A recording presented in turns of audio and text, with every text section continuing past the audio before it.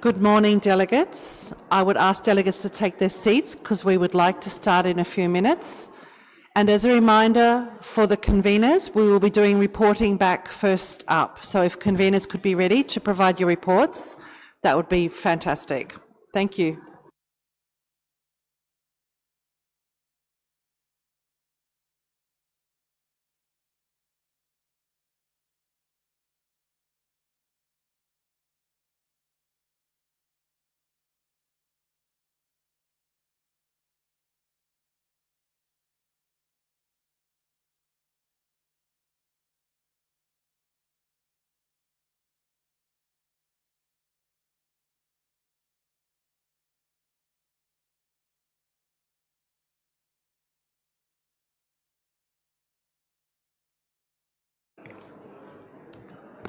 Good morning, delegates, ladies and gentlemen.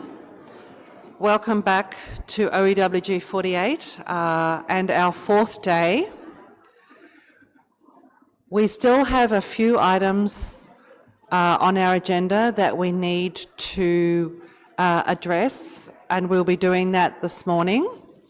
But firstly, we would like to get a report back from the groups that met on day 3 and from this morning. So first off, I would like to get a report back from the informal group on TEEP and TOC organisation. That's under agenda item 4. And can I see if I can see already that Heidi from Germany is ready to give the report back. Heidi, you have the floor. Thank you, Co-Chair. Yesterday, during lunchtime, me and Camilla Noel co-facilitated the informal group on options for reorganization of the TEEP and its TOCs. We used the time for discussion, clarifications from TEEP, and also some ideas brought forward by the UK already in the plenary were discussed. At the end, parties had a preference to continue discussions and elaborating more during this meeting. However, we know it might be challenging to find more time. If that is the case, it is at least important for parties to keep the agenda point open and to continue discussions at the MOP. Thank you. Thank you very much, Heidi. And indeed, we will try our best to find another hour for your group to meet. I now turn to Agobi for the next agenda item. Thank you very much, Annie, and good morning, delegates. We will now get a report back from the contact group on strengthening the Montreal Protocol. The group had its first meeting last night, and I tend to either Liana or Paul to give us an update. I see Paul has requested the floor. Please go ahead. Thank you very much, and good morning, everybody. As this is the first time that I talk as Austrian delegate in this plenary, let me thank the Thai government for hosting this meeting and for this special hospitality we're receiving. And also, I would also sincerely like to thank the Ozone Secretariat for the excellent preparation. In relation to yesterday's meeting, we had a first round. We have been given 2 CRPs to deal with. It was the CRP3, the proposal by the African group, and the CRP4 by a proposal on strengthening and data reporting and preventing illegal trade. We had a first discussion on the first part, the CRP3. We went through the through the operative paragraphs and had a discussion about the requests to the Ozone Secretariat on whether those requests would be whether the Ozone Secretariat would be the right institution to be dealing with this request, or whether those should be taken up at a national level or with UNEP DTIE under the CAP program, or at the level of the MLF and the executive committee. We also had a reflection on one or the other paragraph that would be overlapping with some ideas we are having in CRP4. So altogether, CRP 3 needs further consideration and discussion, and now we would be ready at our next group meeting to walk through CRP4 to deal with those items in detail. So I would request at least 1 more hour today. Thank you very much. Thank you very much, Paul. The progress is noted, and indeed we will try to find some more time for the group to meet, and this will be announced on the screens. I hand over to my co-chair, Annie. Thank you very much, Igobi. We now come to agenda item 3, which is the discussions on the TEEP replenishment report and the contact group that is meeting. They have actually met 4 times now, and I would like to request either Mirusa from the Maldives or Ralph from the Netherlands to give a report back on their extensive consultations. I see Mirusa has asked for the floor. Over to you. Thank you, Madam Co-Chair, and a very good morning. The 4th day of the meeting, the contact group also has met 4 times. And we thank you for the time allocated to facilitate our work. We have started with suggestions for additional analysis to be included in the supplementary report, and the discussions have been constructive but still ongoing. So we would like to request additional time for the contact group to continue its discussions. Thank you. Thank you very much, Marissa. And of course, we will find time for your group to meet again. Also under agenda item 3, delegates will note that CRP2 Rev 1 submitted by Cuba is available on the portal. And I would like to turn to Cuba now to introduce the CRP. Cuba, you have the floor. Gracias, señora copresidenta. Realmente el texto. Well, we are protecting a draft decision on a review of hydrofluorocarbon phase-down cost guidelines on the Multilateral Fund for the implementation of the Montreal Protocol. This document has 3 preambular paragraphs, which of course mention the text which we're referring to, in document prepared by TEEP, and in this decision it includes an initial paragraph which includes requesting the preparation of a document for review at the first meeting of the Executive Committee in 2027, which looks at the main challenges faced by countries of low and very low consumption to comply with their obligations of global reduction of HFCs. And then priority work should be carried out to carry out global strategies to reduce HFCs in phase 2 for the Kigali amendment of these countries. And the last point 3 presents possibly methodologies of financing, including strengthened levels of support in order to attend to specific needs and immediate needs of countries of low and very low consumption in the preparation of phase 2 of their global reduction strategies for HFCs. In reality, the report confirms that low and very low consumption countries face structural issues to comply with Kigali amendments, the cost of implementation of not proportional to consumption or financing they receive. Without this, if we don't correct this issue, we won't be able to comply with posterior phase-down stages. We propose 4 main aims to combat this: increase financing, revise categories, and create a specific program for continuous capacity building, support countries, especially smaller countries, to ensure that no one is left behind and that the Montreal Protocol continues to be an international cooperation model which is effective and equitable. Thank you very much, Co-Chair. Thank you very much, Cuba, for introducing your CRP. I would like to now open the floor for any immediate responses or views on the CRP and how we might manage our work in relation to it. I see that Ireland, the Ireland for the EU has requested the floor. Ireland? Thank you, Co-Chair. The EU and its member states would like to raise reservations regarding this proposal. Indeed, the replenishment report is only intended to enable the parties to adopt a decision on the appropriate level of the 2027 to 2029 replenishment of the multilateral fund for the implementation of the Montreal Protocol, as provided in the terms of reference accepted at MAP 37. The request therefore appears to be out of mandate on the use of the report, which does not cover informing future discussions of the EXCOM. Thank you. Thank you very much, EU. I have Grenada on my list. If any other party would like to take the floor, please press your button. Grenada, you have the floor.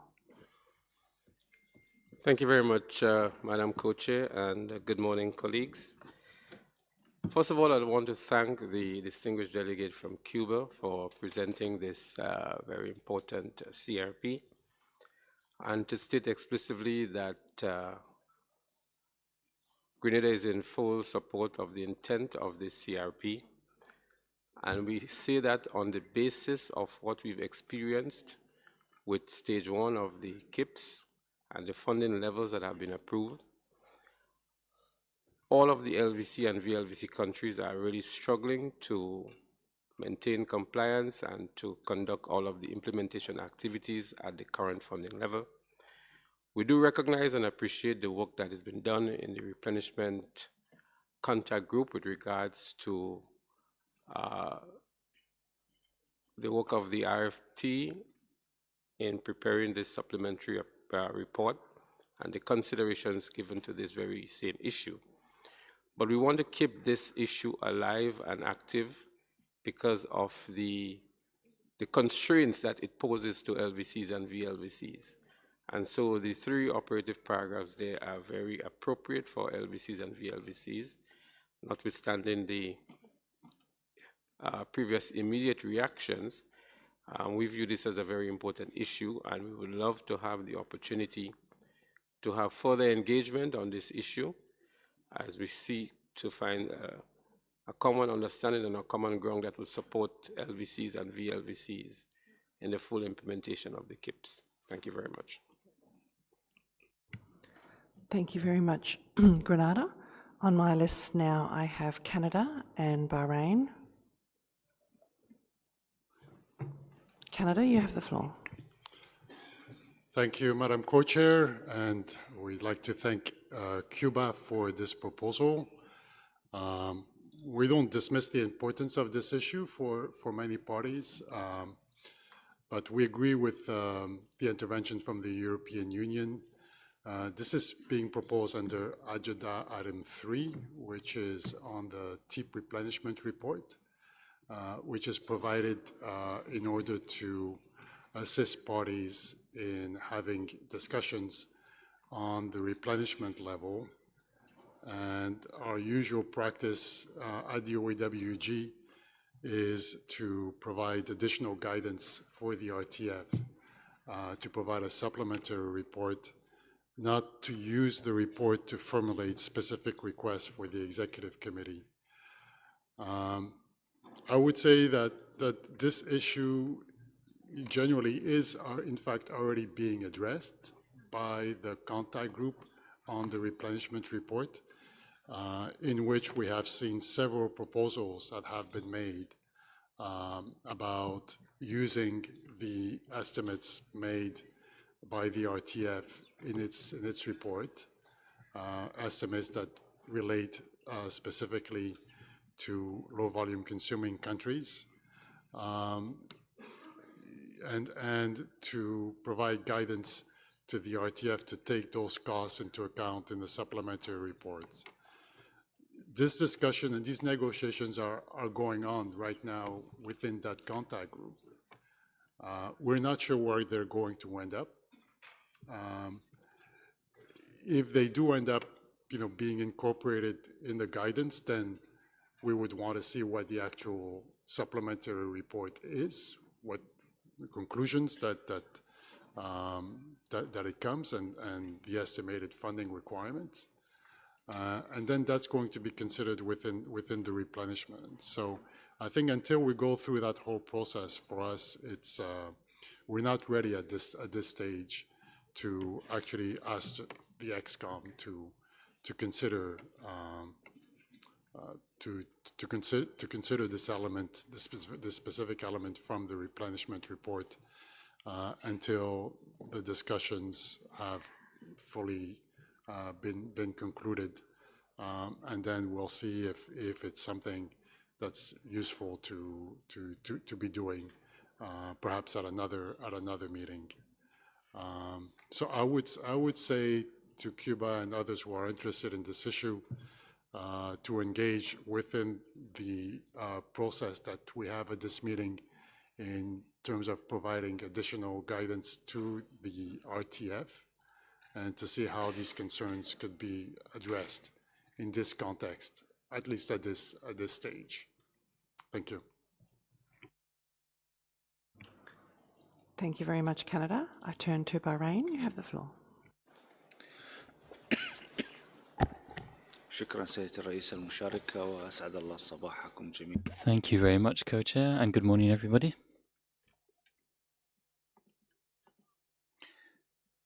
First and foremost, I would like to thank the Cuban delegation for presenting the CRP. My delegation believes that this document is a very important one. In addition, we believe that LVC and VLVC countries are facing specific challenges when it comes to the phase down of HFCs. These differ in their nature from the challenges faced by high consumption countries. Indeed, low consumption does not necessarily need a reduction in implementation costs. That is why a number of institutional and legislative requirements exist. There's also the need to have training programs in place and to promote certain sectors and maintenance sectors. All of this requires fixed costs which are not directly proportionate to consumption levels. The report by the special team on the replenishment of the multilateral fund has shown that these challenges are clear. Implementation costs are often higher for specific countries. Therefore, we need to pay special attention when it comes to reviewing guidelines on specific costs for the implementation of the Kigali Amendment. Based on this, we support the fact that the Executive Committee can broach the work in terms of analysis and technical work in an advanced manner so that by 2028, the work is based on technical data, comprehensive data, and a full understanding of the real challenges faced by these countries. In addition, we believe that the elements featured in the margins of this are important because this will constitute analysis of the challenges faced by low consumption countries and very low consumption countries, as well as defining the priority work needed in order to prepare for phase 2 of the Kigali Amendment Implementation Plan and a review of sound methodologies for financing which can take into account the specific needs of these countries. At the same time, we would like to place an emphasis on the fact that this proposal does not prejudge the results of the review of the costs. Does not look in a premature manner at future financing levels, but it should provide the Executive Committee the information technical analyses needed in order to enable parties to take enlightened decisions in a timely manner. That is why we support this proposal, and we hope to continue our work with all concerned parties in order to improve the text in an ideal manner, in order to achieve our goals and to improve the capacities of LVCs and VLVCs to meet their commitments in an effective manner. Thank you. Thank you very much, Bahrain. On my list now, I have the United States and Trinidad and Tobago. United States, you have the floor. Thank you very much, Co-Chair, and thanks to the proponent for putting forward this proposal. Maybe I would just start by saying we agree with the points that were made first by the EU and then by Canada. Procedurally with regard to this decision and how it relates to this agenda item. I will say more broadly, we do understand the rationale for why a decision like this is coming forward. We understand there are challenges for LVCs and VLVCs. In fact, that's why we have a special funding modality for those particular countries rather than working off sort of the standard methodology of applying cost effectiveness factors that we use for most of the other Article 5 countries. So understand the importance of the issue, but this proposal is actually not germane to the issue that this agenda item is about, which is the replenishment of the multilateral fund. So at the meeting of the parties this year, we will presumably take a decision on the replenishment of the fund. And so this proposal in two ways just doesn't fit into how procedurally we take up this agenda item. First, it isn't really about the replenishment this year. It's about a request to the executive committee to undertake certain actions. And that does not really belong under an agenda item related to the replenishment. In addition, with respect to timing, any output from this decision is going to be produced long after the replenishment under this agenda item is agreed. And so I think, as Canada said, I think this issue, not this decision, but this issue, the issue is under discussion in the contact group that's actually talking about this agenda item and trying to come to a better understanding on a supplemental request to the RTF to provide us additional information by the time of the MOP to inform the parties in trying to have an ultimate decision on the replenishment. And so for those reasons, again, we understand the importance of the issue. It's been widely acknowledged, I think, in this forum with respect to support for LVCs and VLVCs. That's part of the reason we have a special funding model to provide enhanced support. But this particular proposal under this particular agenda item, it's simply not germane, and we do not support it being forwarded to the MOP for that specific reason. Thank you.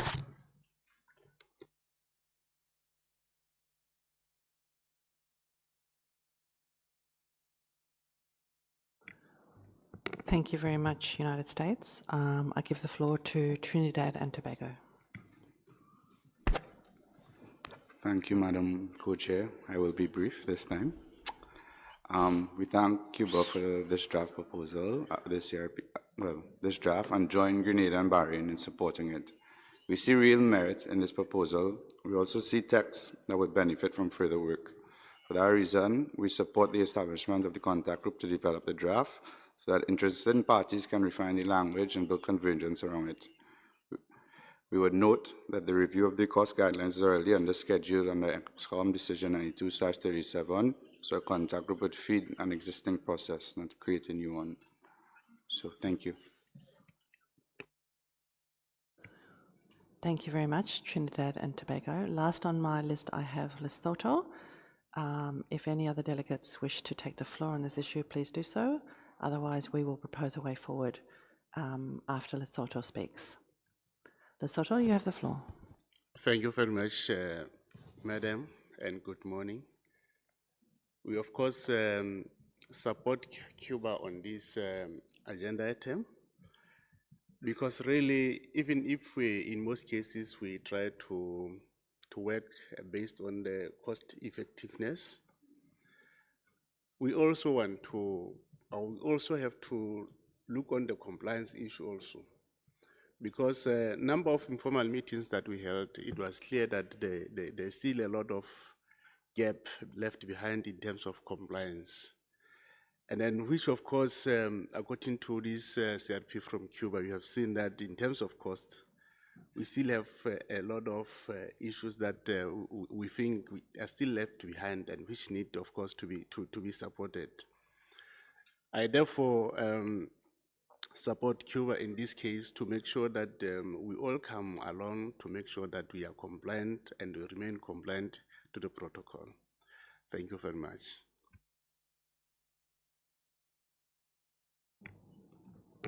Thank you very much, Lesotho. I now see Mexico. You have the floor. Muchas gracias, señora. Thank you, Madam Co-Chair. We also thank the Cuban delegation for the work they've done to prepare this CRP. And we express our agreement with the spirit behind this proposal. Clearly, there are particularly demanding needs, which are widespread in LVCs and VLVCs, and these needs deserve attention in terms of the support that can be provided so that they can fulfill the commitments under the Montreal Protocol. But we've also listened attentively to the comments expressed by a number of delegations to the effect that a microphone for the speaker, please. The most effective way to integrate these concerns into the work that we're doing over the course of our meeting. And so, we hope to be able to find creative solutions to take these legitimate concerns of these countries on board so that that can also be reflected in the very valuable work that the RTF is doing. Thank you.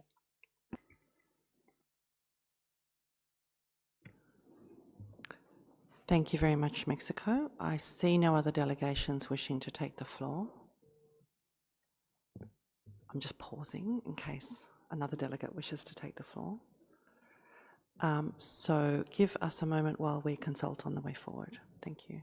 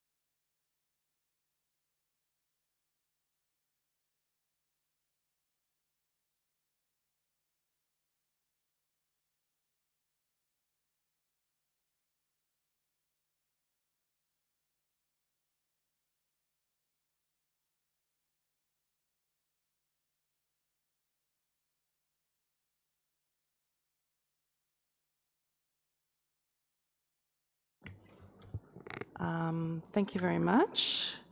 After hearing the interventions from the room, we did see and hear a lot of interest in the spirit of what Cuba has proposed, but some concerns about the process, about whether it should be discussed here in terms of the replenishment discussions and the contact group already underway to provide guidance to the replenishment task force. So we did not see any consensus to discuss the CRP at this meeting. We also heard a view that there was no consensus to forward the CRP to the meeting of the parties. So we urge countries who were interested in this issue to try and work within the replenishment contact group to incorporate the principles and the ideas in the CRP into the guidance for the task force. And we also ask Cuba to discuss with parties in the margins on a process in terms of trying to potentially look at some ideas for the future in terms of how to bring some draft decision forward in the future. So we will get a report back from Cuba at the end of the meeting on your consultations with other parties, but at this stage we are not comfortable, and I don't think there would be consensus to forward your CRP to the contact group. Is that an acceptable way forward for parties? Cuba, you have the floor. Thank you very much, Madam Co-Chair. We thank all of the parties who took the floor in favor of the CRP and the other countries that don't consider that this is the appropriate time. The most important thing, and this is what drove us to present the CRP, is that we are already in the first stage of allocating funds for the first stage of KIP, and the funds that were approved, we're still implementing them, but they are insufficient to respond to growing demands in a world that is very difficult right now. Costs of freight, shipping, insurance for suppliers are increasingly high, and that makes it more difficult to work in this area. And that's why in the new stages of the replenishment, we see that the challenge will be even greater. It will be even more difficult. So the question of funds, technological support, and support for human resources training for those who will be working in these sectors, in refrigeration and other sectors that use these gases that we're discussing here, these will be very challenging times ahead. That's why this is a topic that we want to continue working on. We are prepared to engage in dialogue with all of the parties who spoke, and of course, if at the end of the day there is not consensus to bring forward the CRP, that's okay. What's interesting and what's important is for the report and the analysis of each delegation to reflect the needs of LVCs and VLVCs, to reflect the fact that we need these resources, which, as I say, are essential so that we can fulfill the Kigali Amendment. Thank you. Thank you very much for your flexibility, Cuba, and appreciate your willingness to engage with other delegations on this issue in the margins. I also recall from the intervention from Trinidad and Tobago the mention of the separate process underway in the Executive Committee for looking at the Stage 2 KIP funding guidelines. So that might be something also to keep in mind for delegates as they discuss this issue in the margin. So we will we'll close this agenda item for now, and we'll hear from you at the end of the meeting tomorrow on a potential way forward or thoughts on how to proceed. So thank you very much, Cuba. We now turn to, let me go back to my notes. We now turn to agenda item 8, and I turn to Igobi to lead that discussion. Thank you. Thank you very much, Annie. We turn to agenda item 8 on status of preparations for the 38th meeting of the parties to be held in Kigali. Parties will recall that through decision 3722, MOB 37 decided to convene MOB 38 in Kigali from 2 to 6 November 2026. MOB 38 will be held together with the 77th meeting of the Implementation Committee and a meeting of the MOB 37 Bureau, as well as other associated events. Parties will also recall that in decision 37.5, MOB 37 invited parties to submit to the Ozone Secretariat information related to the Centers of Excellence for Sustainable Cooling and testing centers for energy efficiency related to the implementation of the Kigali Amendment. We thank the 23 parties for the information they've provided in response to that request. The Secretariat is compiling the information received from the parties, and it is available on its website, and the link is on the screens. Before I open the floor for discussions, Rwanda had requested an opportunity to inform the parties on the progress on the arrangements for MOB 38. May I please call upon Rwanda, Ms. Pearl Nkusi from Rwanda, from the Rwanda Environmental Management Authority, to join us on the stage and make the presentation, which I believe has been made available to the Secretariat and will be projected. We will then, after her presentation, will take discussions.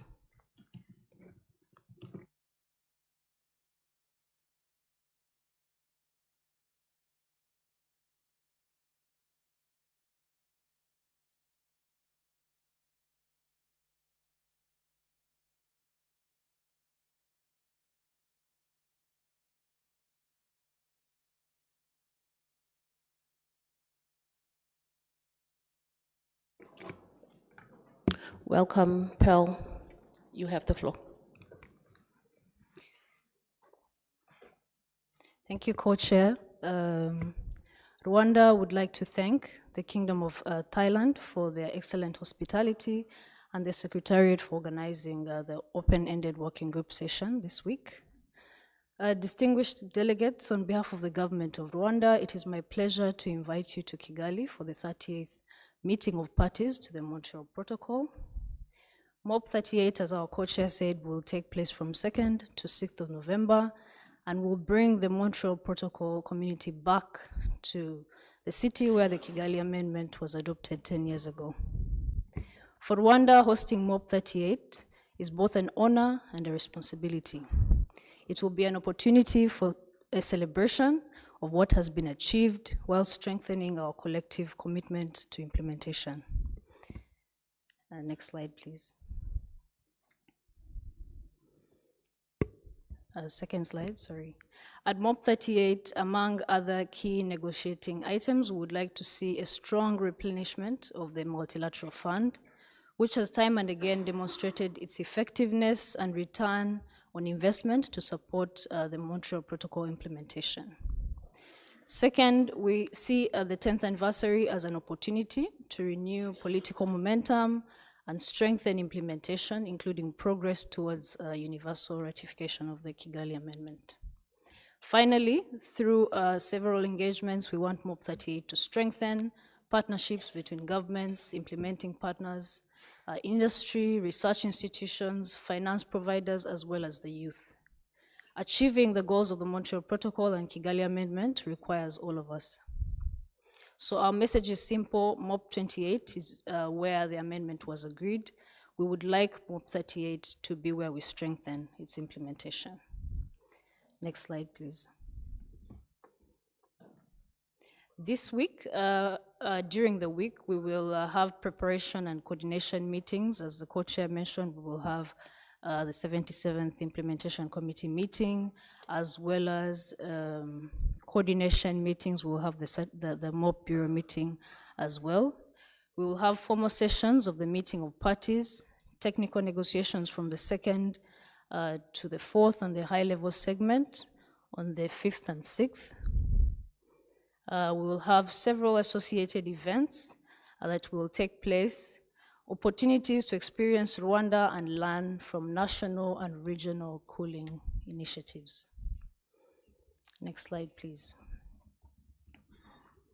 So we will have a workshop to mark the 10th anniversary of the Kigali Amendment, which is being organized on the 1st of November, to mark 10 years of progress under the Kigali Amendment to the Montreal Protocol. The workshop will be hosted at the Africa Center of Excellence for Sustainable Cooling and Cold Chain, which we like to call ACES. The Secretariat has offered to prepare a concise Kigali Amendment 10th anniversary briefing note outlining the achievements, challenges, and future opportunities associated with the first decade of the Kigali Amendment. Further details on participation, timing, and transport to ACES will be included in the final program. We also have a plan to have an industry innovation exhibition at ACES. The ACES exhibition will showcase practical technologies, programs, and partnerships supporting sustainable cooling and cold chain development.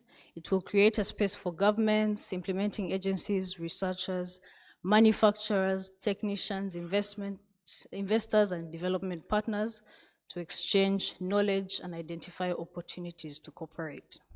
So we encourage parties and partners to engage actively with us leading up to this exhibition in order for us to build new implementation partnerships.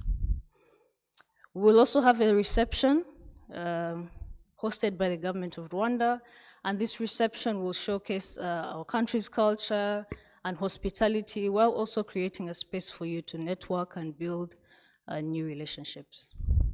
Next slide, please. Africa is proposing a declaration that will capture the political spirit and forward-looking ambition of MOP 38. This declaration is intended to celebrate our successes over the past 10 years and reaffirm our shared commitment to the Montreal Protocol. Key objectives of this declaration mainly include celebration of the last decade of the Kigali Amendment, reinforcing the multilateral fund as a proven mechanism for compliance, among other objectives. We really call upon parties to co-sign and join Africa on this declaration. Next slide, please.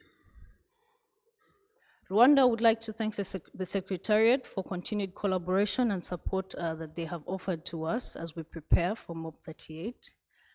In this spirit, I'm pleased to inform parties that a dedicated MOP 38 portal has been developed to facilitate engagement and information sharing as we lead up to November. Through this portal, we warmly invite parties and stakeholders to submit case studies, celebrating the achievements of the past 10 years under the Kigali Amendment. These contributions will help us tell the story of what the amendment has delivered and inspire continued ambition for the decade ahead of us. Once finalized, the briefing note I mentioned and the declaration will be shared on the portal, and we encourage delegates to check the portal very regularly as the program develops. So for specific inquiries, please contact Rwanda. I will share an email, mop38@rema.gov.rw, for any other engagements or any other information that you may require from Rwanda. I thank you, Co-Chair. Thank you very much, Pell, for the updates on the preparations. We will now open the floor for discussions, but we'll allow Pell to go back to her seat and we'll take the discussions from the floor. If there are any delegates wishing to take the floor for discussions, questions, I will take those now.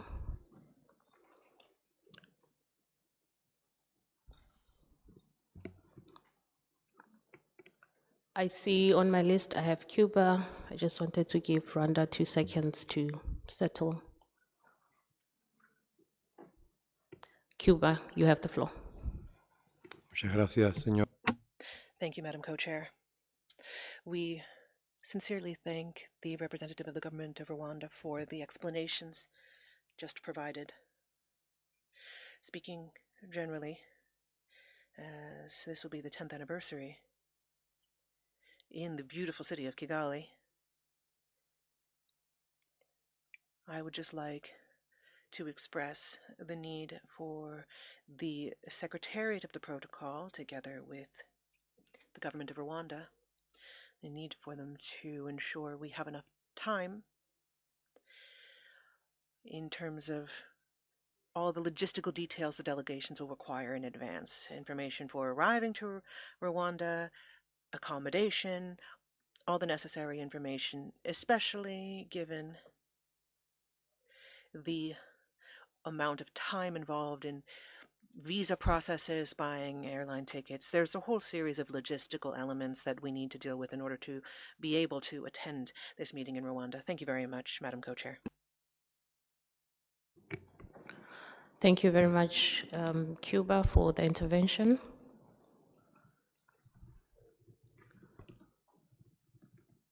Are there any other delegates wishing to take the floor?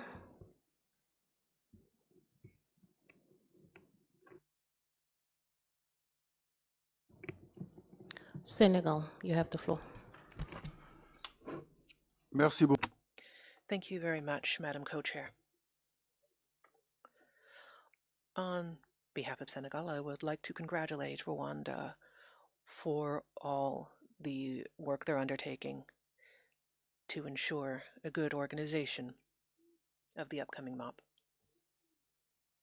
And above all, we welcome the proposal made to propose a declaration on the protection of the atmosphere. In fact, after 10 years of implementation of the Kigali Amendment, we think the time has come to assess our successes and our failures so that we can look to the future. And the Kigali MOP will give us this opportunity. As a region that fully adopted the Kigali Amendment in 2016, we are proud of the remarkable implementation of the work of the Montreal Protocol and the Kigali Amendment in terms of protecting the ozone layer and their significant contribution to mitigating climate change. The Africa Group, which I have the honor of chairing, particularly welcomes the focus on the declaration and the universal ratification and implementation of the Kigali Amendment, as well as the strengthening of the MLF, combating illegal trade, improving energy efficiency, promoting sustainable cooling, and expanding access to affordable, climate-friendly technology. For our continent, sustainable cooling is both an environmental priority and an imperative for development. Affordable and effective cooling solutions are essential for public health, food security, economic resilience, and adaptation to the growing challenges linked to heat waves on our continent. Our group reiterates the importance also of ensuring appropriate and predictable financial and technological support so that Annex 5 countries can fully implement their commitments under the Kigali Amendment, and so that they can benefit in terms of the climate benefits and development benefits of this. On the occasion of the 10th anniversary of the Kigali Amendment, the Africa Group reiterates its commitment to multilateralism, equity, science-based action to address global atmospheric changes. The Africa Group thus expresses its full support to the statement made by Rwanda, and we encourage all parties to align themselves with this collective effort to strengthen, to protect our atmosphere and to promote sustainable cooling for all. We, of course, will continue to work closely with Rwanda and all other regional groups to make all necessary improvements so that it can be adopted at the MOP 38. Thank you. Thank you very much, Senegal. I now give the floor to Bahrain.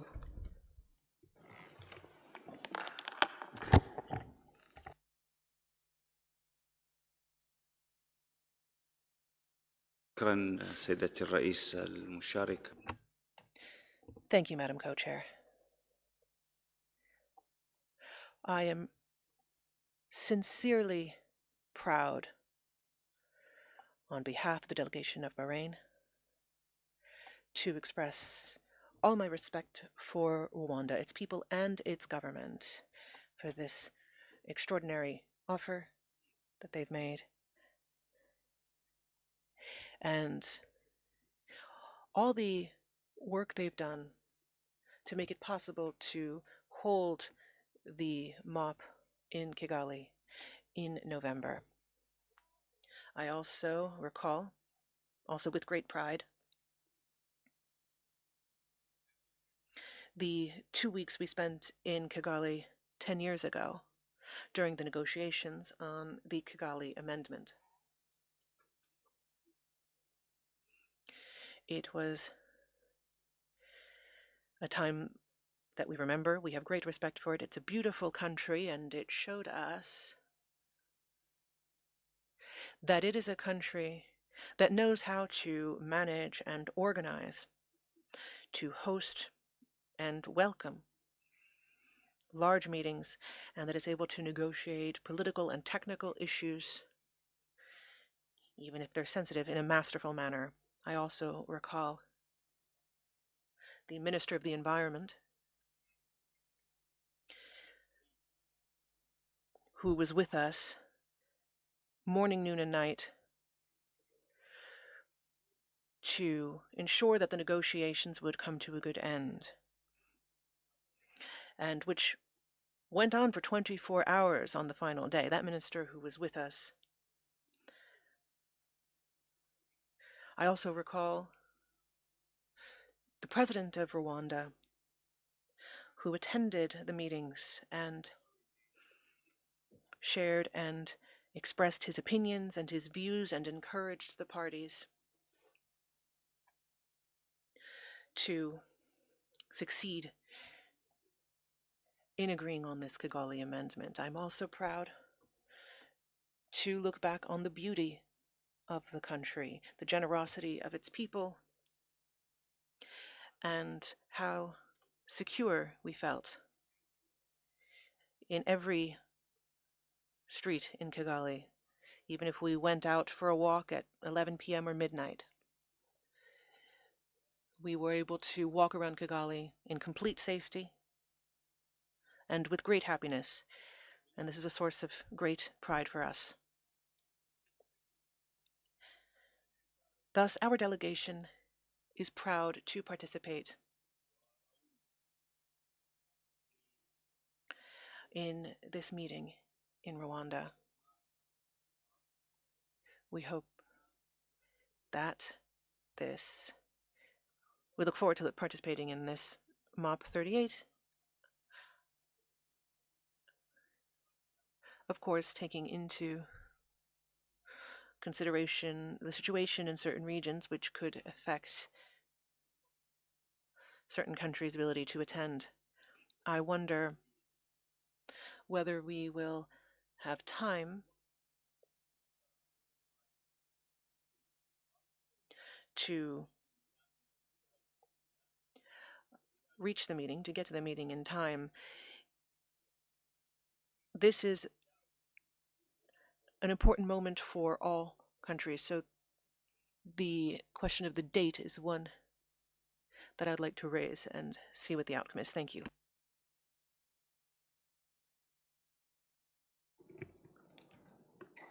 Thank you very much, Bahrain.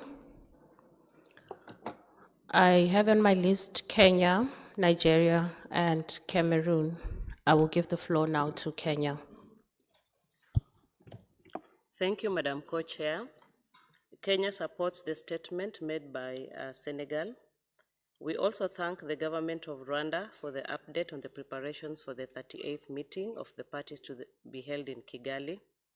Kenya appreciates the continued efforts by the Secretariat to facilitate the successful organization of Montreal Protocol meetings and welcomes MOP 38 being hosted in Rwanda, where the Kigali Amendment was adopted 10 years ago.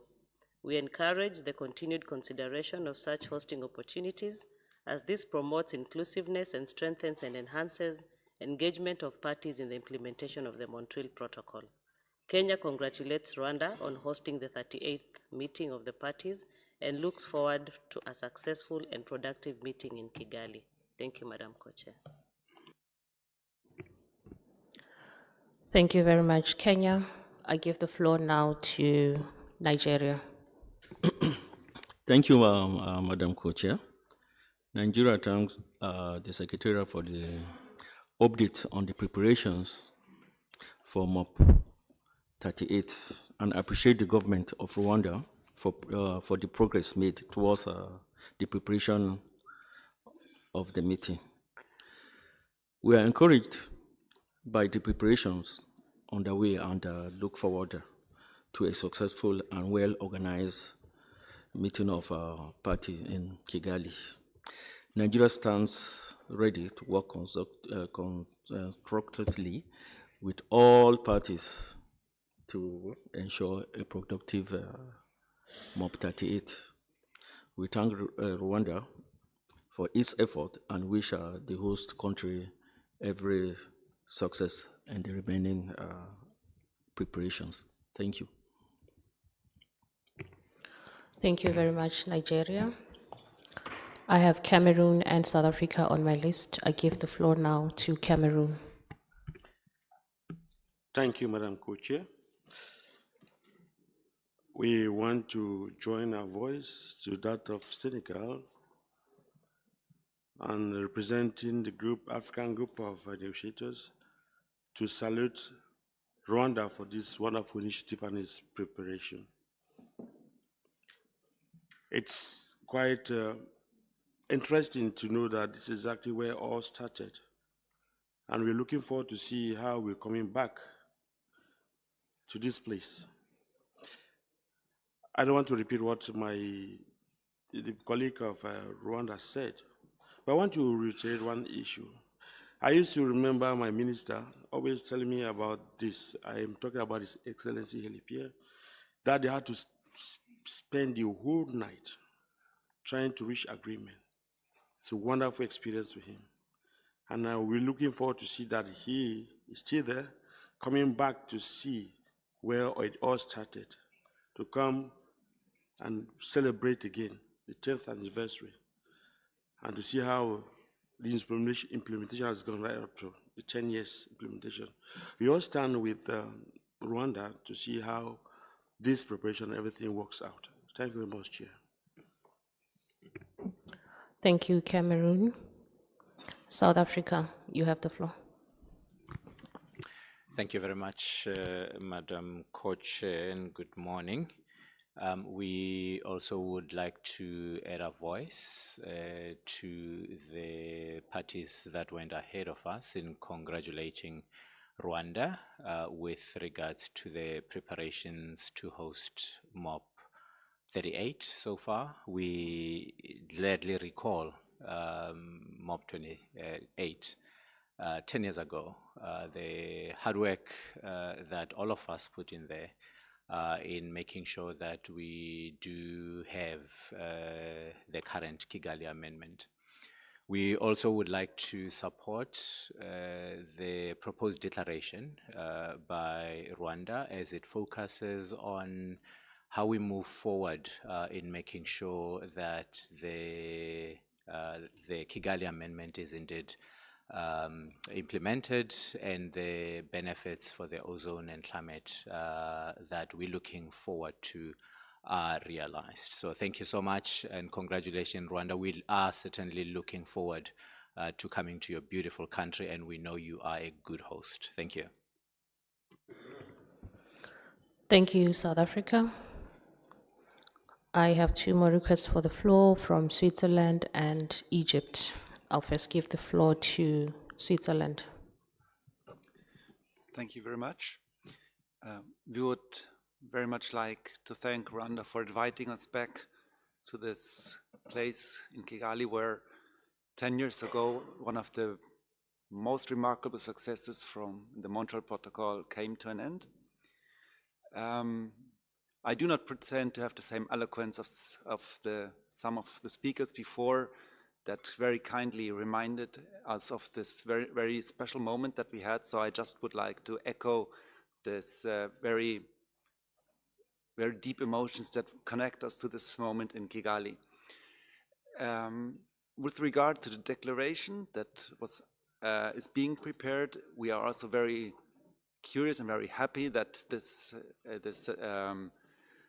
effort is being done by Rwanda. We appreciate and welcome that it will be a forward-looking and ambitional declaration, and we would be very grateful if the wording and the formulation of this declaration is, if you could share this soon also to our high-level policymakers back home to give them the opportunity to fully appreciate the ambition and the forward-looking spirit of the declaration. Thank you very much. Thank you very much, Switzerland. I give the floor now to Egypt. Thank you very much, Madam Co-Chair. And this delegate also would like to join our distinguished delegate who speak before, and I do not want to echo or repeat all the congratulations that they provide.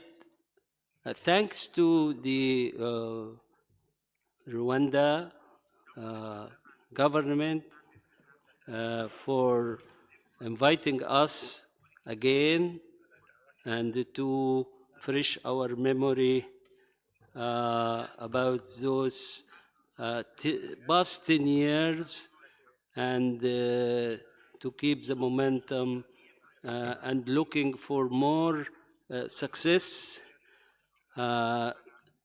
We support the all the arrangement that has been announced by the distinguished delegate of Rwanda, and we are ready and we are pleased to provide our support to Rwanda and to all parties to ensure the success of the MOB 38, and we're looking forward to meet all of you in the nice and beautiful country and beautiful city of Kigali. Thank you very much, Madam Co-Chair. Thank you very much, Egypt. We have a request for the floor from Togo. Togo, you have the floor. Merci, Madame.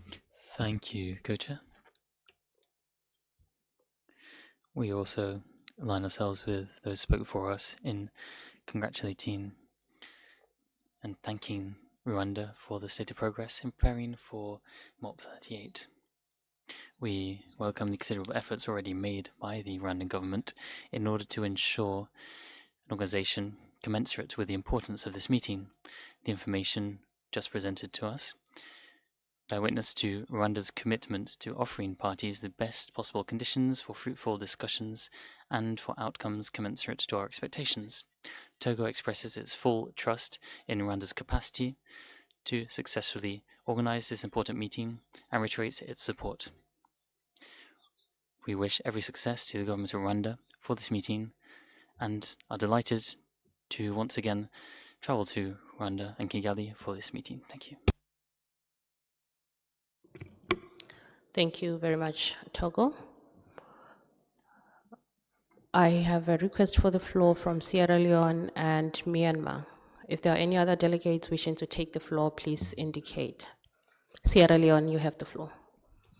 Thank you, Madam Co-Chair. As you are taking the floor for the very first time, I want to say thanks to the government and the people of Thailand for such a hospitable time we have had in their city, and also to say thank you to the Secretariat for a distinguished, planned, and well-executed meeting of the OEWG 2026. Let me join my colleagues, countries that have extended their best wishes to Rwanda. I must say, I stated here, may not have witnessed the initiation of the Kigali Amendment, but we have lived within the spirit and we are sensing what will happen in the years to come. I believe as we reset our thoughts, our actions, and our priorities in the 10th anniversary, we know that Rwanda will be a city that the retreat will bring us good tidings in the years to come. Let me join my colleagues to congratulate Rwanda again and to say we look forward to a successful event come the 10th anniversary. Thank you. Thank you very much, Sierra Leone.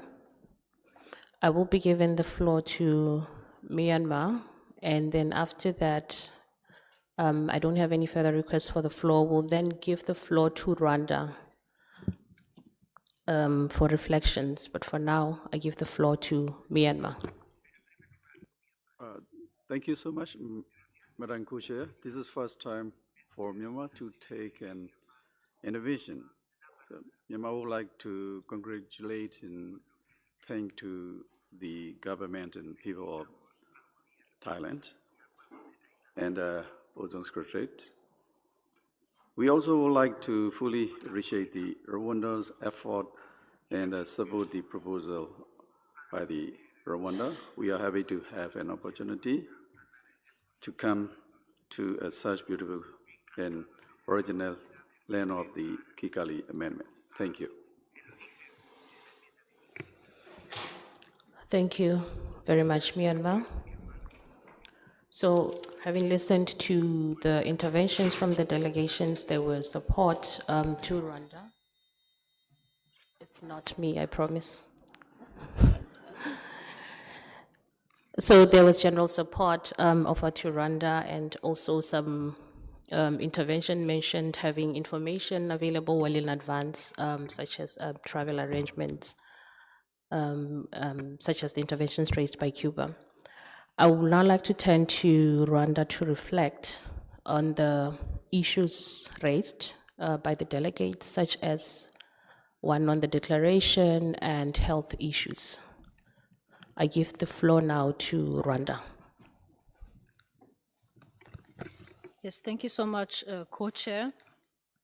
We would like to express our sincere thanks to the AGN Chair, distinguished colleagues from Kenya, Nigeria, Cameroon, South Africa, Egypt, Togo, Sierra Leone, Cuba, Bahrain, Switzerland. We thank you so much for your continued support, your trust in Rwanda to organize and make sure that we have a successful MOP 38 in November. I will address the concern or the encouragement from Cuba to have an information note, to have something together regarding the logistics and what is required, especially visas and travel arrangements. We are working very closely with the Secretariat and finalized an information note that will be shared with you on the official platforms so that everything is in order well ahead of time. Thank you so much, Bahrain, for your expression of concern and requesting for us to address this. Regarding the debt, we assure you that the government of Rwanda has taken and always takes all necessary measures to ensure that nothing will affect what we commit to organize, in this case, MOP 38 activities. We will continue to work with the Secretariat and ensure that this is so. We will share, as the AGN chair said, the African Declaration, and look forward to you joining us. This is addressing the concern on the declaration from Switzerland. We thank you for your support and look forward to you joining this African Declaration, and we'll continue to engage with you after OEWG. Thank you so much, Co-Chair. Thank you very much, Rwanda, for those reflections. With that said, our proposal is to close this agenda item on the understanding that Rwanda will continue to collect information from parties and work with the Secretariat to give updates through the portal on the arrangements. I hope that is an agreeable way forward.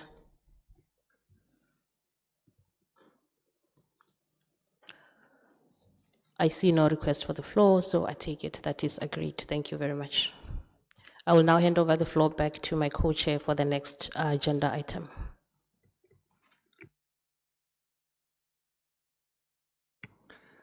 Thank you very much, Igobi, and very delighted to hear all the excellent preparations underway for the meeting of parties in Kigali. We now turn back to agenda item 9. Delegates will recall that there were 3 issues raised under agenda item 9, and we have addressed one of them. We now turn to the other 2 agenda items. The next agenda item we're going to consider is the implementation of paragraphs 2 and 4 of Article J of the Montreal Protocol in respect of Azerbaijan. The Secretariat had, before the meeting, issued a note on this issue, and indeed, at this meeting, Azerbaijan has submitted a CRP 6 for consideration. So I now turn to Azerbaijan to introduce CRP 6 and the issue as our starting point for discussions. Azerbaijan, you have the floor. Thank you, Madam Co-Chair. Azerbaijan highlights the importance it attaches to global environmental cooperation and shared responsibility, and continues to address environmental challenges through constructive engagement in international processes, including within the global climate agenda.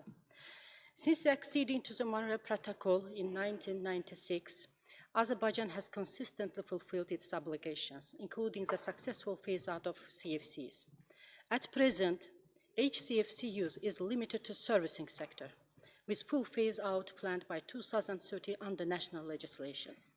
Following the entry into force of the Kigali Amendment for Azerbaijan, 22nd of February 2026, Article 2J of the Montreal Protocol became applicable to Azerbaijan. At this stage, practical implementation issues have arisen, given that the amendment was adopted 10 years prior to its entry into force for Azerbaijan. As a result, Article 2J became applicable after the HFC phase-down framework had already commenced and the initial reduction steps had been operationalized.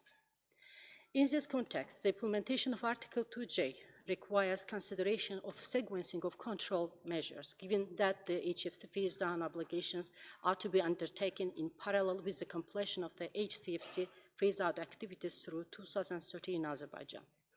These implementation issues include, among others, the establishment of HFC baseline, the development of regulatory frameworks and licensing systems, sectoral transition and planning, and technology choices.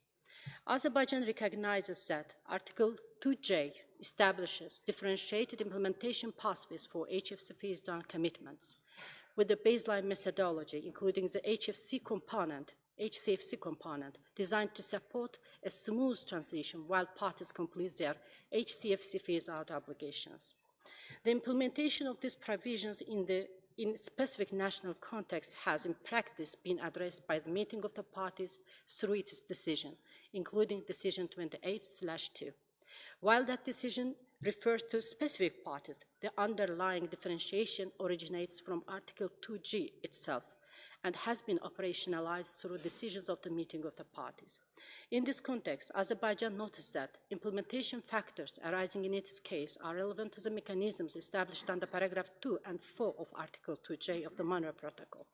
Considering the above, Azerbaijan's submission is aimed at ensuring clarity and consistency in the application of existing provisions of Article 2J in respect of Azerbaijan.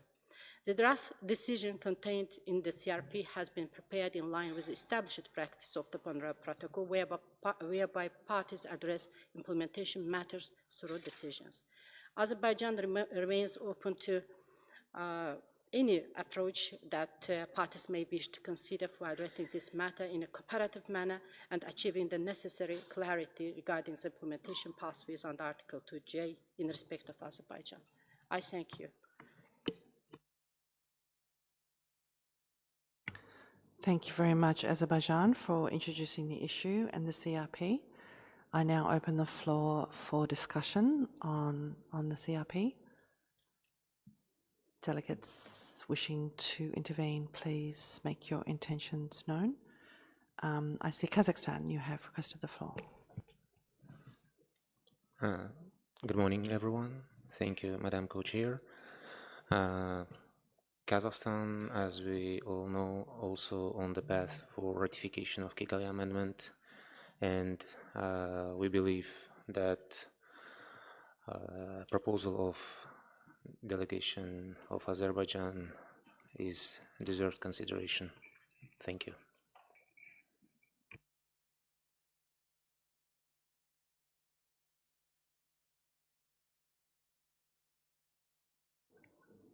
Thank you very much, Kazakhstan. Are there any other delegations wishing to take the floor?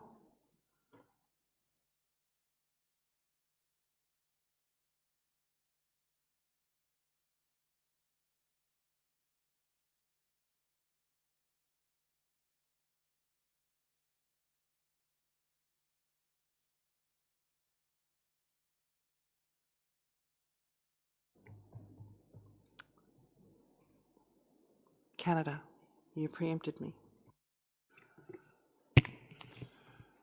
Thank you, Madam Co-Chair. And well, first of all, congratulations to Azerbaijan for having ratified the Kigali Amendment earlier this year. And we thank them for their CRP, which we noted is similar to a CRP that had been submitted by Azerbaijan in 2019. I think that in considering the application of paragraph 2 and 4 of Article 2J, we have to remember that in the context of the negotiations on the Kigali Amendment at the 20th meeting of the parties, the way that these paragraphs were applied were essentially through the self-identification of parties at the time of the adoption of Decision 2082 and the Kigali Amendment. So there were no actual criteria that were developed to determine how to apply, these paragraphs as opposed to the paragraphs that pertain to other non-Article 5 parties under the Kigali Amendment. Under these specific paragraphs, a few parties that identified themselves at the time were provided with a slightly different formula for the baseline and slightly targets for the first reduction targets were somewhat less than for other parties.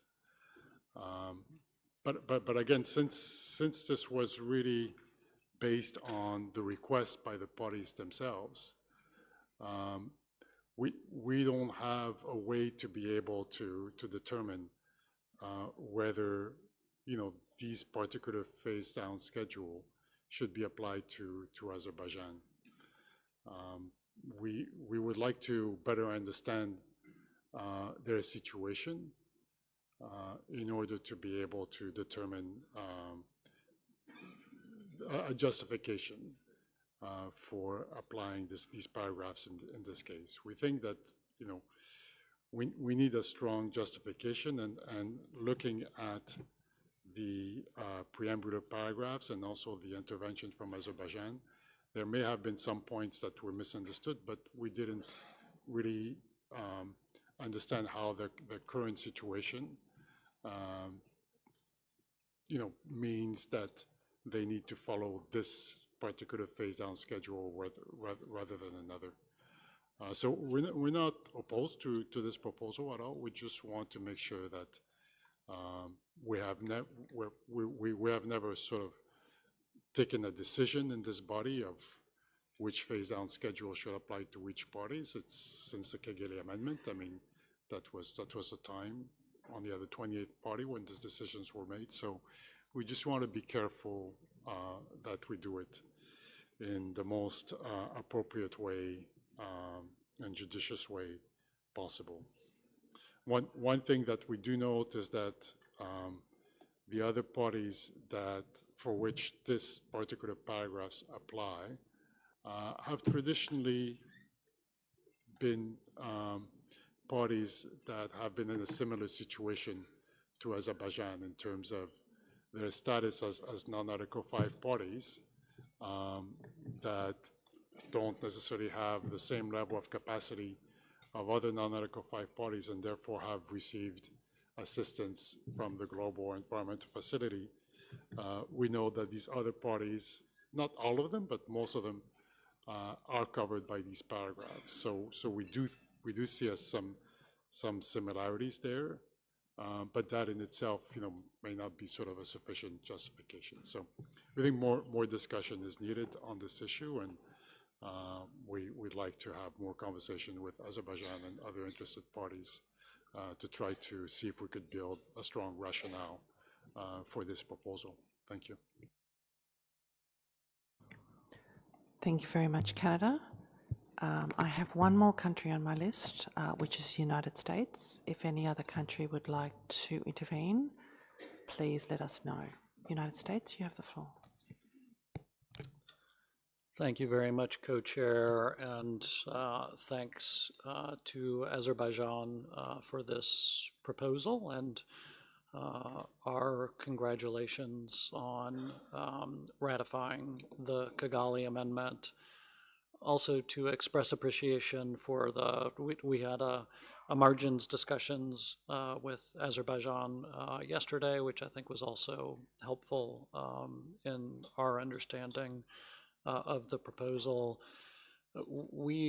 Our reflections on this proposal, I think, are very similar to those just articulated by Canada, so I won't repeat those. Maybe I would just make a couple quick points to say. First, we are open to this proposal and to considering it. At the same time, I think we would like to understand a little bit better, and perhaps in informal margins discussions, a little bit more exactly what the rationale is or the underlying case for this request. We are open on it. At the same time, I think we would like to, in the margins, have a little bit better understanding of, for example, some of the numbers of how this does affect their baseline, what the current consumption levels are, and sort of how this change perhaps alleviates a concern that Azerbaijan may have about complying with the existing schedule.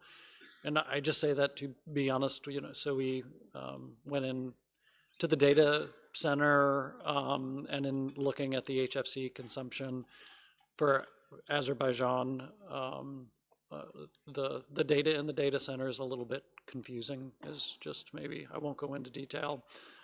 It's negative. So I think listen, we appreciate the proposal. We're very happy to discuss it, suggest we do so informally on the margins. But I think we would just like in a more detailed way to understand some of the specifics here, and we're very, very happy to give it consideration at this meeting and moving towards the MOP. Thank you. Thank you very much, US. On my list, I have European Union and Bahrain, and then I will suggest a way forward. EU? Thank you, Madam Co-Chair. We thank the distinguished representative for Azerbaijan for introducing the paper and the explanations, but I guess to some extent our reflections are similar to the two previous interventions. We don't fully understand, you could call it the need for what is contained in the paper, and in that way better understanding would be needed. We do note that in a way it comes quite late, the request. We note that it's, one revisits something that has been asked before, but still that has been a considerable time since. We also note that from 2029 onwards, the control schedules for the relevant groups converge. So, to be honest, there's a bit of the question, even if one would pass the decision, what would be the practical effect? And that does relate to, the questions on, what are the challenges that Azerbaijan has in the context of implementing the phase-down schedule. We note that the protocol foresees also other ways how parties can address challenges related to implementations, for instance, including asking for assistance in the implementation committee with a view of providing targeted guidelines. So in that context, we are cautious in revisiting obligations that have already been agreed by parties under the protocol. Thank you.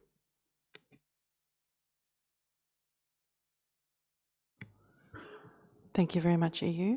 Finally, I have Bahrain. You have the floor. شكرا سيدة الرئيس المشاركة. Thank you very much, Madam Co-Chair. I would like to thank the delegation of Azerbaijan for having presented this document.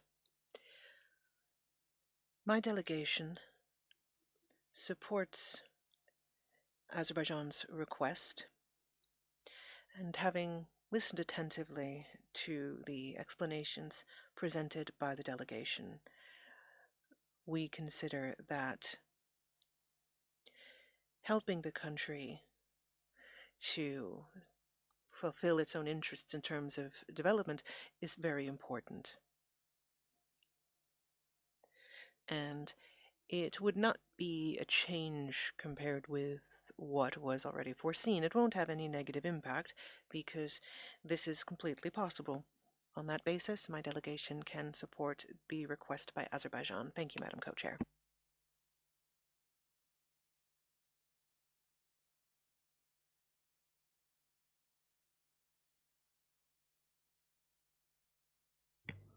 Thank you very much. I see Uzbekistan wishing to take the floor. I'm going to propose a way forward. Uzbekistan, did you want to intervene before I make that proposal?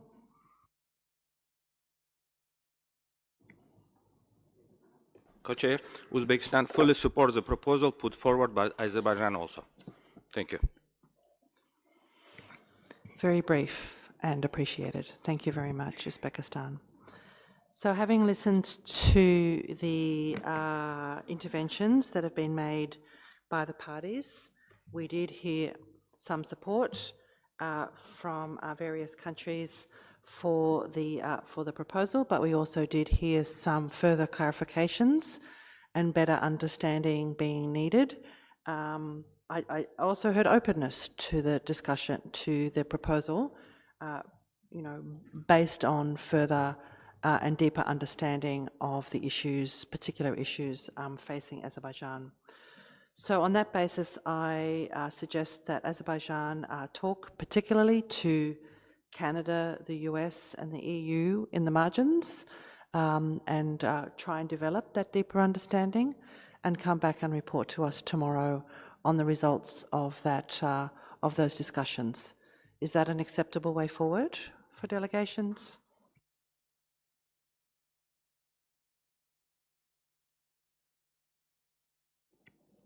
I see no objection, so that is how we will proceed. Thank you very much, everyone.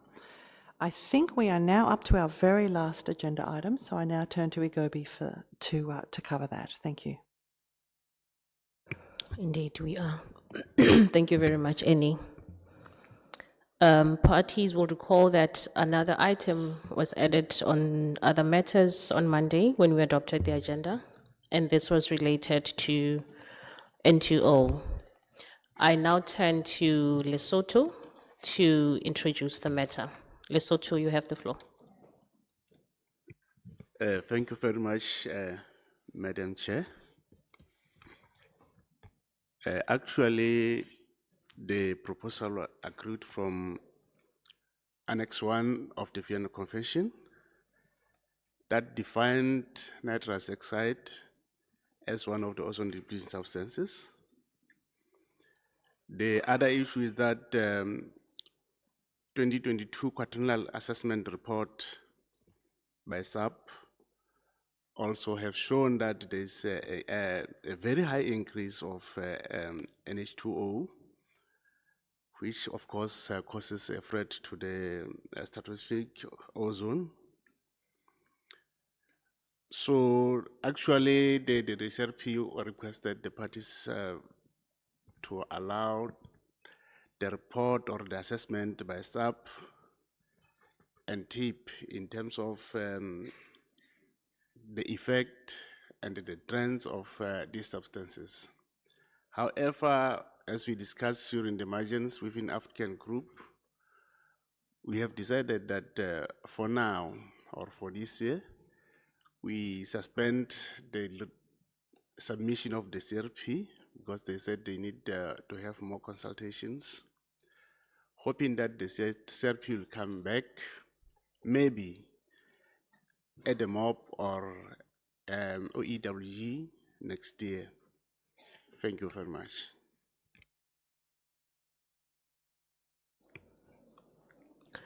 Thank you very much, Lesotho, for the introduction of the matter. I see Bahrain is requesting the floor. Bahrain, you have the floor.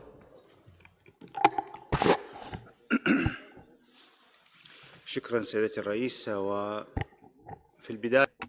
Thank you, Madam Co-Chair. First of all, I would like to thank Lesotho for having proposed to withdraw the CRP. We consider that this was the right decision, but I would like to express my opinion on this issue, especially as we've understood that this issue might be proposed again in the future.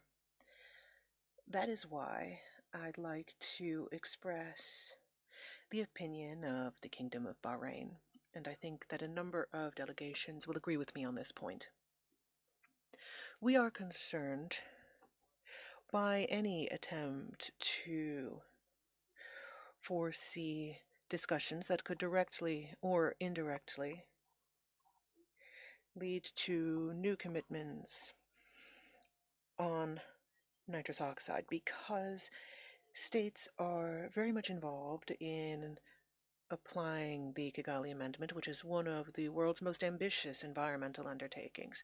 These countries are devoting considerable resources in order to fulfill their commitments in order to phase down HFCs, and this is being done in parallel to the phase out processes for other substances, particularly HCFCs, and proposing new guidance at this time will constitute an unjustified burden. It is disproportionate when it comes to Article 5 countries. The mandate of the Montreal Protocol is very clear. And although this substance could have an impact on the environment, the fact remains that the main sources largely have to do with uses in agriculture, and this also leads to complications that are outside the framework of this protocol, and that is why this issue should be addressed in the context of international conventions that are specifically created to address climate change and other environmental matters, rather than under the Montreal Protocol. Any attempt to expand the framework of the Montreal Protocol in order to include nitrous oxide or other substances will lead to moving resources away from the commitments directly related to the implementation of the protocol in the Kigali Amendment. That is why any restriction imposed on nitrous oxide could have an economic and a social impact, a considerably large one, particularly for developing countries. After all, the agricultural sector is a key pillar for food security, for survival, livelihoods in rural areas, and economic development of many Article 5 countries. Taking up measures that could impact the use of fertilizers in countries would increase the cost of agricultural production, thus the cost of productivity, and this would have a negative impact on farmers and in turn a negative impact on food security and on countries' economic capacities.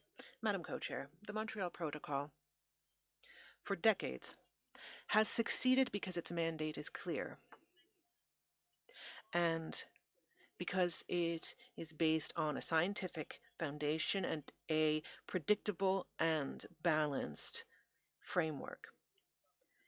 We must preserve this approach rather than expanding the scope of the protocol to address issues that would be better addressed under other international conventions. That is why my delegation will not support, not today and not in the future, proposals that could create new commitments or additional expectations or additional work processes on nitrous oxide or other substances that are outside the scope of the Montreal Protocol. Our priority must be a full and effective implementation of the commitments that states have undertaken, particularly under the Kigali Amendment.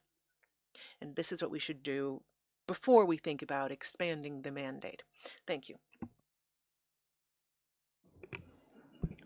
Thank you very much, Bahrain, on the intervention. I have on my list Saudi Arabia. Saudi Arabia, you have the floor. شكرا السيدة الرئيسة المشاركة. Thank you, Madam Co-Chair. The delegation of Saudi Arabia would like to thank Lesotho for the attention they have drawn to the protection of the ozone layer.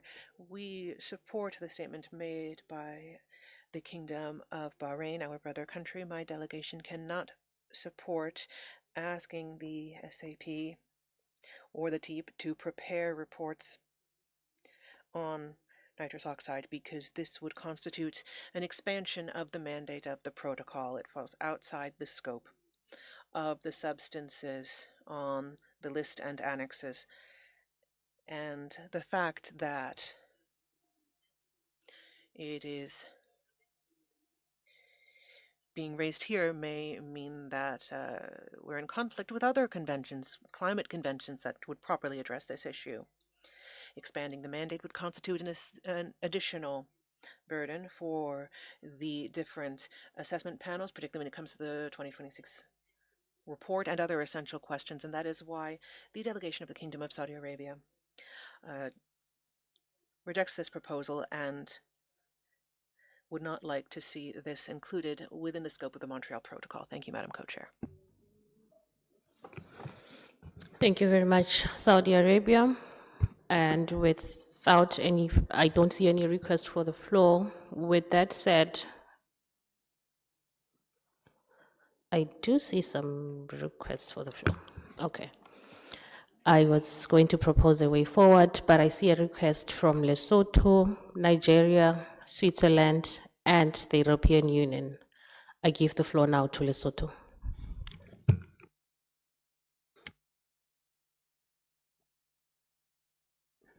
Okay, thank you very much, Madam Chair. Actually, if we check the nitrous oxide, in terms of emissions, it is more than twice the emissions that we are working on, which are the ODSs and other issues under the Montreal Protocol, in terms of their impact to the ozone.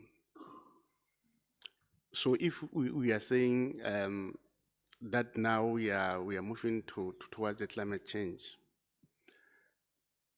but our issue here is the ozone, and hence why we are worried about ozone. That is why we are here. We could not be here if we are not worried about the status of ozone, about the impact on the ozone. Hence why we find it necessary, because if we are saying we are working on the small object to solve the bigger issue, but we are not working on the bigger issue to solve the equivalent bigger issue.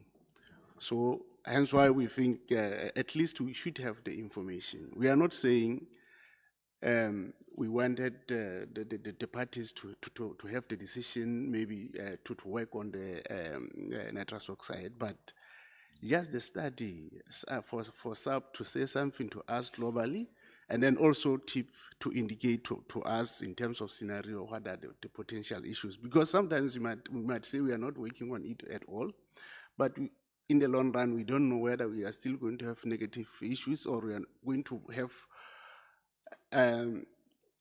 more negative issues in the future. So that is why it is, we think that in the long run, we should allow parties to work on this issue from A5, and then this issue come back on the table, and then we try to see on how to do it. Of course, it might happen that we don't cover all the sectors, but to some extent we find that somewhere, somehow, we feel that these ones at least we can help to decrease, or we can help to have more information on this issue, on how it works. Of course, we agree that there are a number of concerns. Even in the current implementation, there were still a number of concerns, and there will also be the concerns, but we shall see on how maybe we can be able to work towards understanding each other, or towards seeing on how we can make sure that the ozone layer is being protected. I salute, Madam. That's what I put. Thank you very much, Lesotho. I see some requests for the floor. We have about 5 requests for the floor. But I'd also like to remind delegates that earlier on the intervention by Lesotho indicated they are withdrawing the agenda item from our list. So we'll propose, I have requests from Nigeria, Switzerland, European Union, United Kingdom, and the Russian Federation. We propose closing the agenda item and way forward in light of this, and propose a way forward in light of the comments that have just been made. That is the proposal, to close the agenda item and propose a way forward. Can, 1 minute, please, just 1 minute.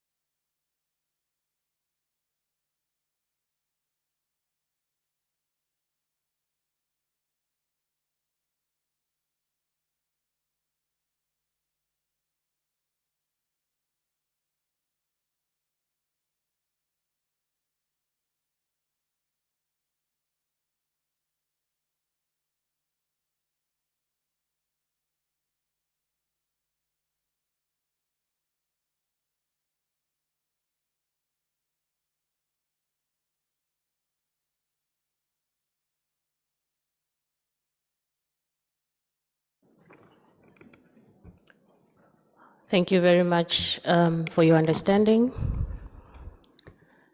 So I did say there are some requests for the floor, but we also have a proposal on the way forward from the co-chairs. The proposal is to close this agenda item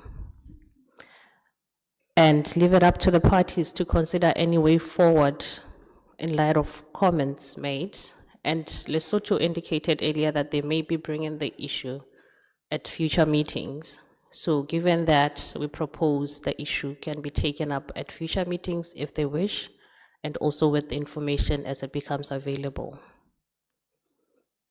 Is that an agreeable way forward, or do we have parties still wishing to take the floor?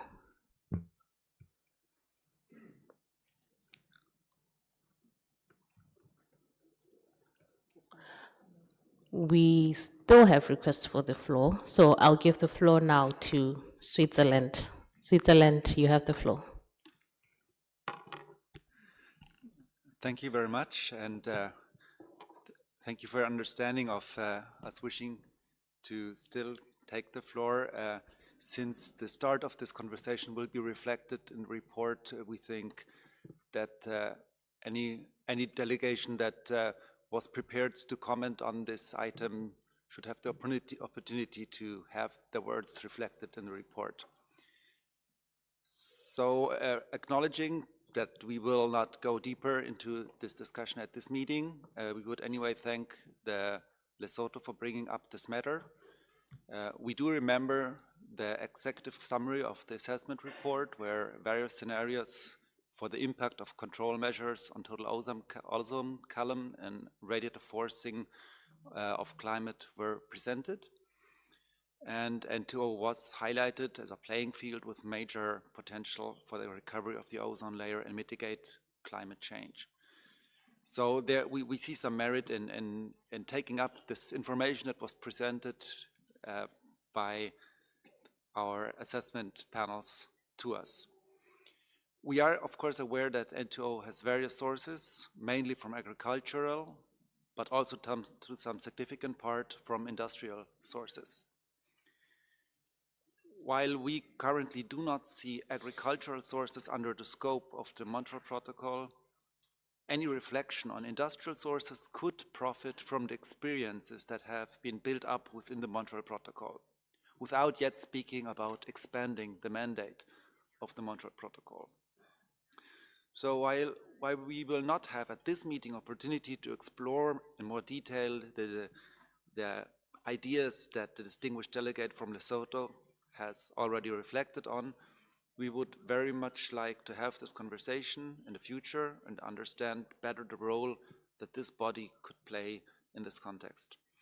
We don't think we should prematurely close this item, like, well, yes, at this meeting, but not close ourselves to future and discuss this more detail in the future. Thank you. Thank you very much. Switzerland, we have the European Union, Russian Federation, United States of America, and the United Kingdom. I would ask that we be brief in the interventions because, as we said, the agenda item was withdrawn by the delegate that proposed it. I will give the floor now to the European Union. Thank you, Madam Co-Chair. I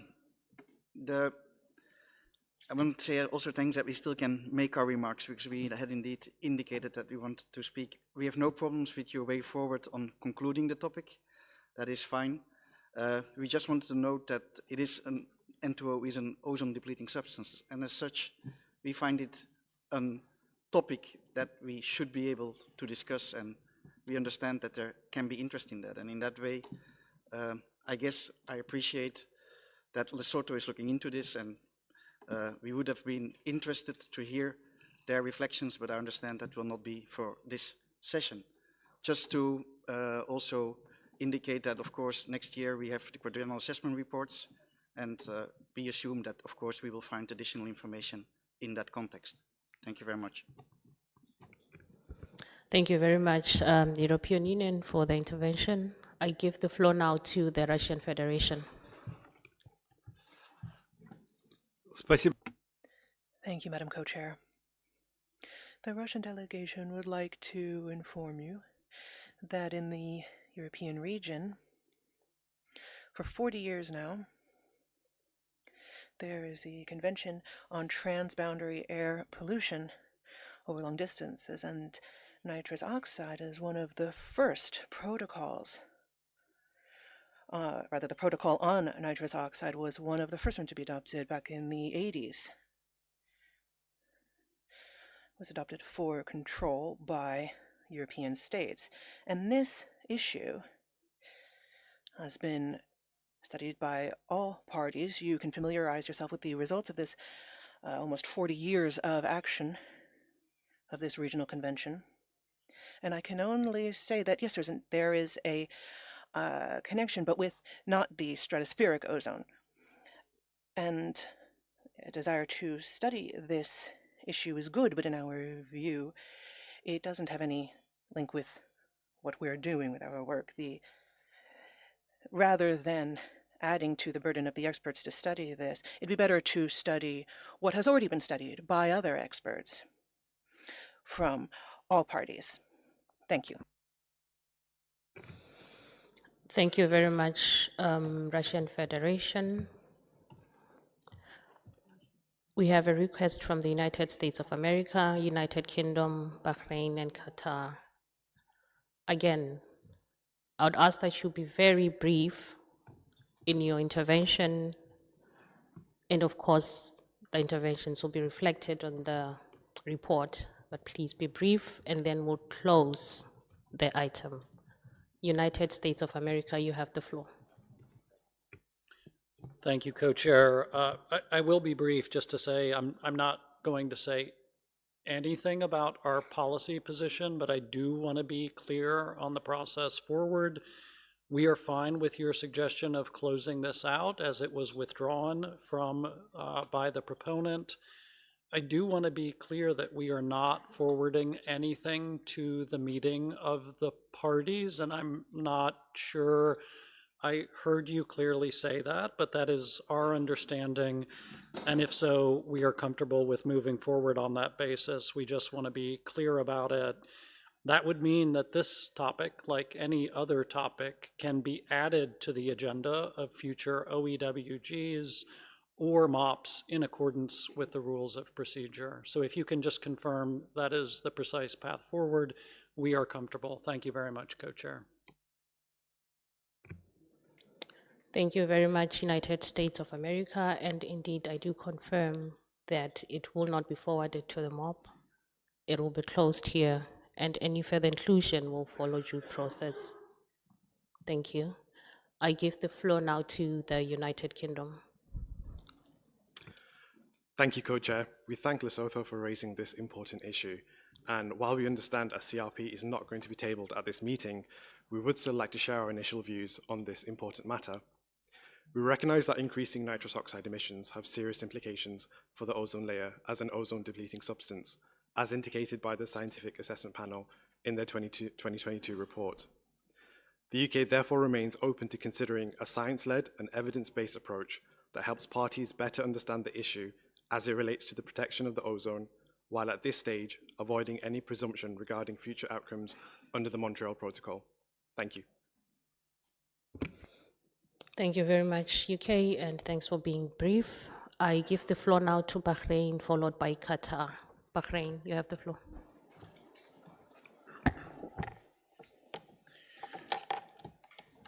شكرا سيدتي الرئيسة. Thank you, Madam Co-Chair. I'm sorry to take the floor again, but I listened with great attention to the statements by the delegations.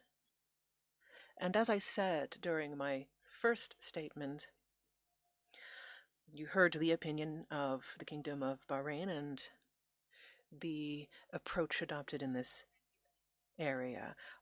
I ask myself, why is this issue being raised now? Why wasn't it raised 4 decades ago?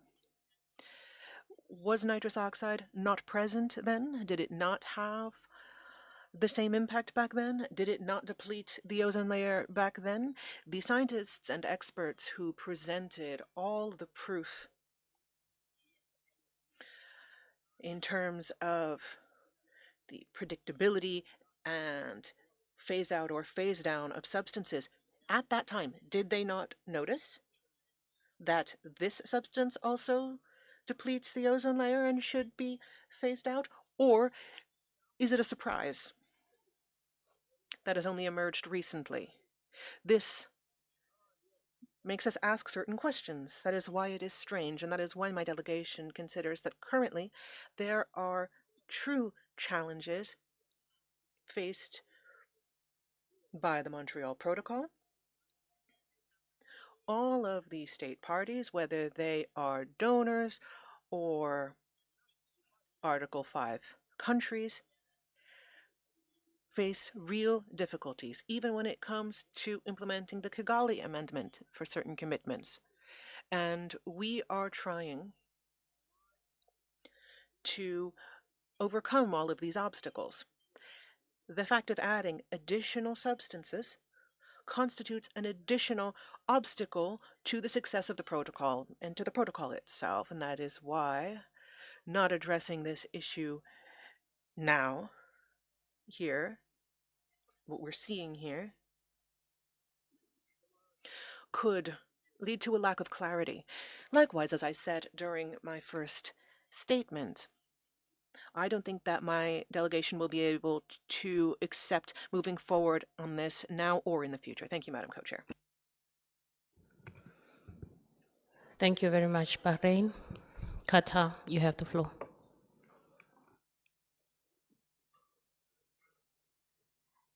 يود وفد دولة قطر أن يعرب عن تأييده. Thank you, Co-Chair. Qatar would like to express its satisfaction with and support for the statement made by Saudi Arabia and Bahrain with regards to treating NTO under the Montreal Protocol.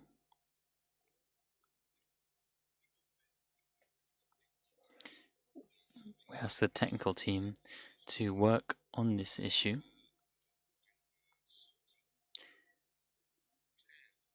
and this is a clear, well, this would be clearly going beyond the mandate of the Montreal Protocol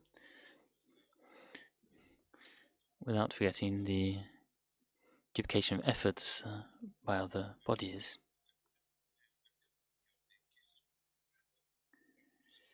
Introducing new issues only raises questions and would harm the Montreal Protocol. We therefore do not support this proposal.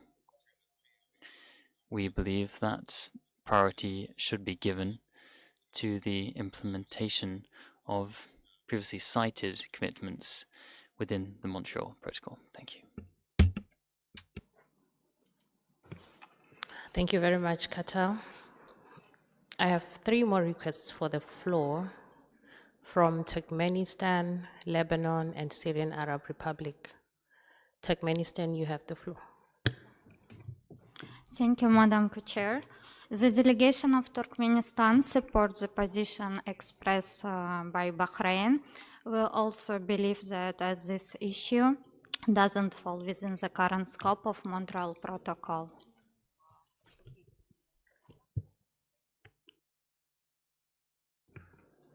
Thank you very much, and especially for being brief. Lebanon, you have the floor. Thank you, Madam Co-Chair. Lebanon as well aligns itself with the previous intervention delivered by my colleagues from Bahrain, Saudi Arabia, and Qatar. For Lebanon, this issue is not whether this proposal is maintained or withdrawn. Our concern lies in the broader principle of introducing new obligations under the Montreal Protocol. Article 5 parties already are undertaking significant efforts to implement the Kigali Amendment and the transition to low global warming potential alternatives. Strengthen institutional and regulatory frameworks. These commitments require a good financial and technical institutional resources already. So in this context, expanding the scope of the protocol to include N2O would introduce an additional layer and a time when parties are still focused on delivering the previous commitments that have already been agreed. We therefore believe that our priority should remain on the effective implementation of the protocol's existing obligations and to ensure that parties have the necessary support and resources to finish and successfully achieve them before considering any expansion under the protocol's mandates. Thank you. Thank you very much, Lebanon. Syrian Arab Republic, you have the floor.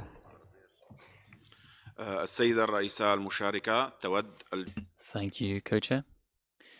My country's delegation would like to pay tribute to this august assembly. We support the proposal submitted by the author of this proposal. However,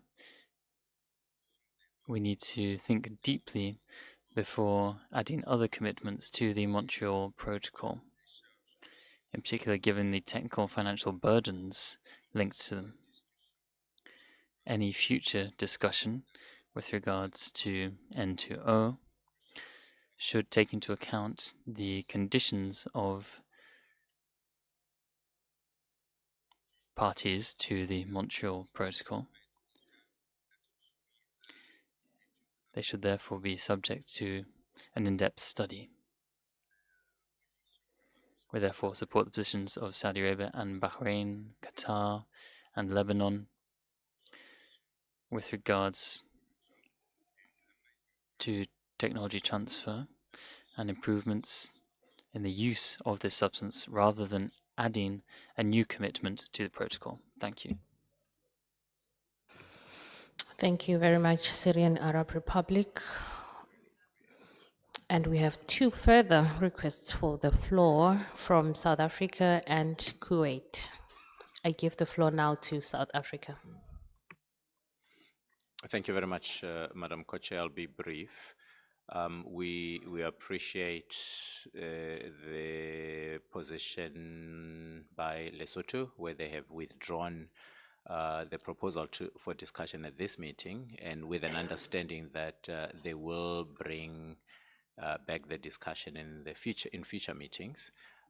We, as the delegation of South Africa, want to indicate that we are looking forward to discussions in the future, as nitrous oxide does have some elements of ozone depleting. So we certainly would look forward to Lesotho tabling in the future, so that we can be able to be given an opportunity to look into the possible impacts and what way forward we will take going forward. Thank you, Madam Co-Chair. Thank you very much, South Africa. And finally, I hope, we have Kuwait. Kuwait, we have the floor. شكرا سيدة الرئيسة. Thank you once again, Co-Chair. At the outset, I would like to express my thanks to the Kingdom of Thailand for the sound organization of this meeting. I would also like to thank the Ozone Secretariat for their efforts in preparing for this meeting. Kuwait supports Saudi Arabia, Bahrain, and Qatar,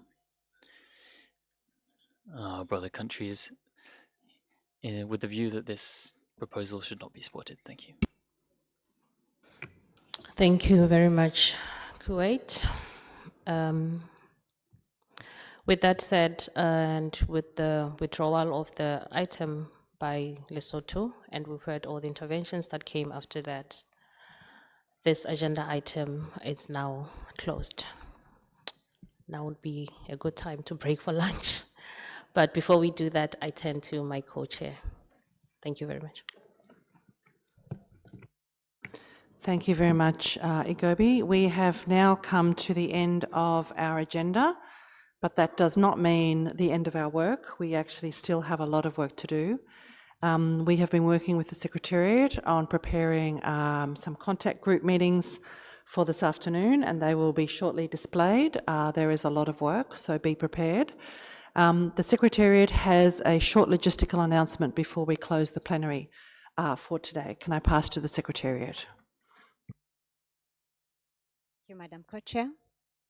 Distinguished delegates, the provisional list of participants is now available on the meeting portal under the post-session tab.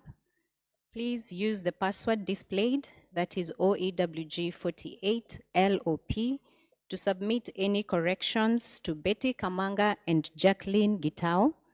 by Wednesday, 22nd of July, and the final list will thereafter be posted by Friday, 31st of July. Thank you. Thank you very much, Secretariat. I now ask the Secretariat to display the list of contact groups for this afternoon. We have allowed some time for lunch to try and help sustain delegates through the work this afternoon, and we hope we have taken everybody's particular issues into account in the scheduling. So thank you very much for your time this morning. We will not convene plenary this afternoon. We will convene it tomorrow, so please keep an eye out on the boards for the timing of that. And we now close this session. Good afternoon, bon appetit, and good working. Thank you.